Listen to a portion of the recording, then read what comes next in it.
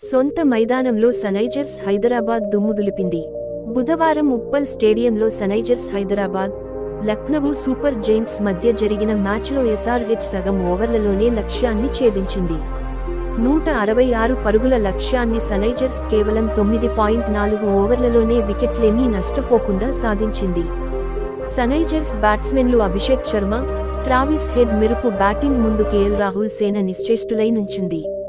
కానీ ఈ మధ్యలో మైదానంలో జరిగిన ఓ సంఘటన ఇప్పుడు సోషల్ మీడియాలో వైరల్గా మారింది. దీనిపై అభిమానులు అనేక అనుమానాలు, ఆగ్రహాలు వ్యక్తం చేస్తున్నారు. మ్యాచ్ అయిన తరువాత లక్నో టీం యజమాని సంజీవ్ గోయంకా కెప్టెన్ కేఎల్ రాహుల్తో డగౌట్లో చాలా సేపు మాట్లాడారు. ఆ సమయంలో సంజీవ్ చాలా కోపంగా చేతులు చూపుతూ రాహుల్కు ఏదో చెబుతున్నట్లు కనిపించారు. కేఎల్ రాహుల్ మాత్రం ప్రశాంతంగా ఆయన మాటలు వింటూ కనిపించారు. ఈ విషయానికి గురించి కామెంటేటర్లు కూడా మాట్లాడారు.